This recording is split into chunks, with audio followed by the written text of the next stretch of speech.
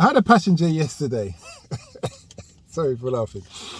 And I was telling about another podcast. And the other podcast episode I did was about a dominatrix. A dominatrix in the car. I didn't know she was a dominatrix. We got talking and she's talking all about it. Also a gamer, adult gamer. Very interesting episode. But sticking to well, I'm telling you this. When I told her about all this, she said, oh yeah, you've got to understand that some people, they just need to express themselves in certain ways. Long story short, it turns out that she had problems in her relationship. She'd been married for 20 years, and in that time, they had 2 children, and things weren't what they should be. So she's talking to her friend, and her friend suggested, why don't you go to a swingers fetish kinky night? She spoke to her partner, her husband, and they went. They felt quite uncomfortable at the start, but when things got going, they more than liked it. Now, the rule of thumb is there. You can have sex with anybody as long as there's consensual. And for them, your partner has to be watching or approve.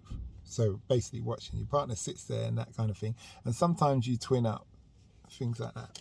But she said she wishes something she had done earlier. And it's really saved their relationship. And now when they have fun,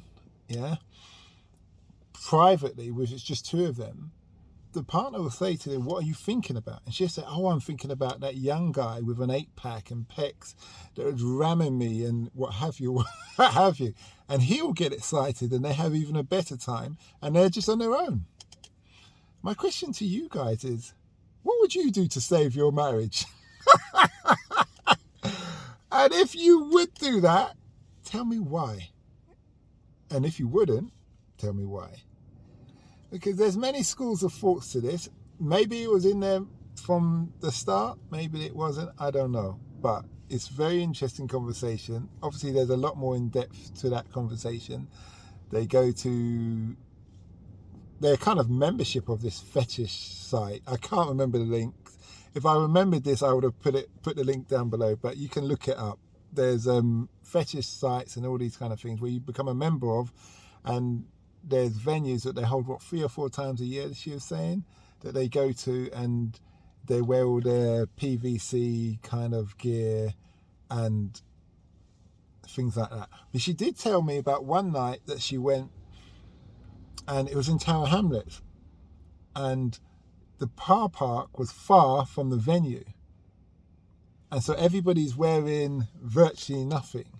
So they gave them all blankets to wrap around them from the car to walk to the venue.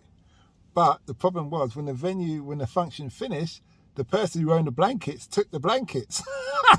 So now they all got to walk back in their kind of gear or lack of gear to the cars early hours of the morning. Luckily, no one saw them.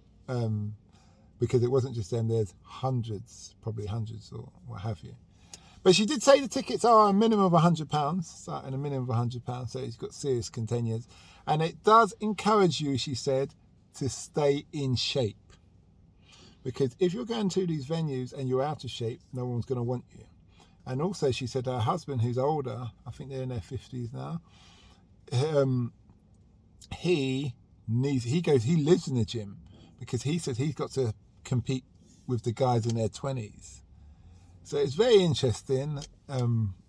It's not for me, but it was a very interesting podcast episode, and I thought I'd share it with you.